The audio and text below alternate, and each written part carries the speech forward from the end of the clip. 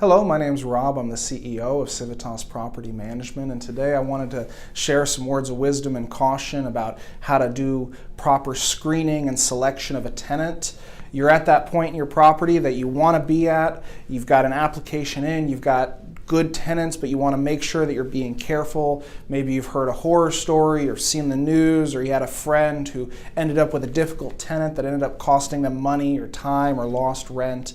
And the truth of the matter is that that is a valid concern. You need to be careful.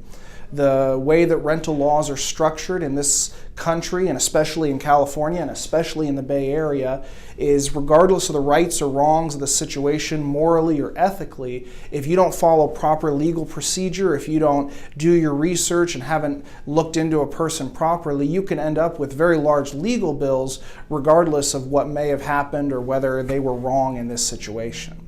So one of the first things I would caution is make sure to do a proper background check. Now, a proper background check includes criminal, credit, employment, and rental history verification. And for rental history especially, you want to make sure, don't call the property that they're living at now, because if they're a horrible tenant, you never know, that person might say anything just to get them out. So make sure you're going 2 and 3 back. In terms of the credit check and the criminal background check, there are many companies that will do this for a very nominal fee, $30, $40, maybe $50. If you're like most of our clients, you don't own 20 or 30 homes, you don't own a massive apartment building, this may be your only property, maybe it was your parents, maybe you inherited it, or maybe you're moving out of the area. But regardless, this is a big investment for you, maybe this is even your retirement. So it's very important that you take care and protect yourself when doing a background check on people. Make sure you're calling the references, make sure you're calling the employers, make sure that you're looking out for red flags. One of the most common red flags that we get may seem counterintuitive, because if you're like most people, if your number one fear is a bad tenant, your number 2 fear is the house being vacant for 6 months. We have a saying in real estate investment that no tenant is better than a bad tenant. It's a lot better to have an extra 2 weeks of vacancy than to have a tenant in there that you wish you could get out. So make sure you're on the lookout for red flags, because one of the most common things that we see that is a huge red flag to us is somebody will come to us and they'll have a sad story and they'll say, I really want this place, I'm going to submit my application, but I need to move tomorrow. Best case scenario, let's say that they're being honest. There's no hidden agenda, they're not trying to hide anything. Best case scenario, that still shows that they lack proper planning, because in California, regardless of the circumstance, 30 days is the minimum that you can give or receive before having to move.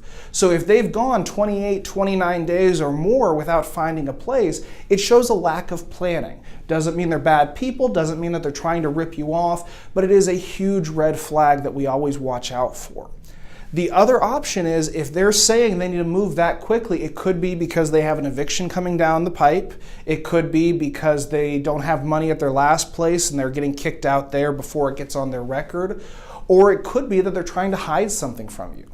Maybe they have something on their credit history, a previous eviction or a criminal charge, and they're trying to get you to sign the lease before you can do your due diligence on this person.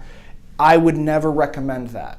In my own personal life, before I was a property manager and I owned rental properties, one of the first properties that I had, there was this very nice lady. She was a single mom, and she gave me a very sad story about how she was relocating and all this stuff, and it all made sense, and it made me feel like a really good person to give her a break.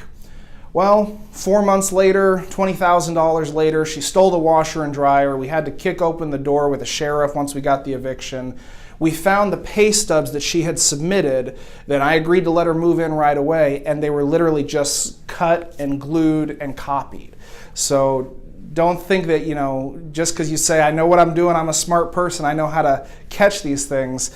Maybe I was dumb, I don't know, but if I got took, you can get took. So make sure you're careful on that.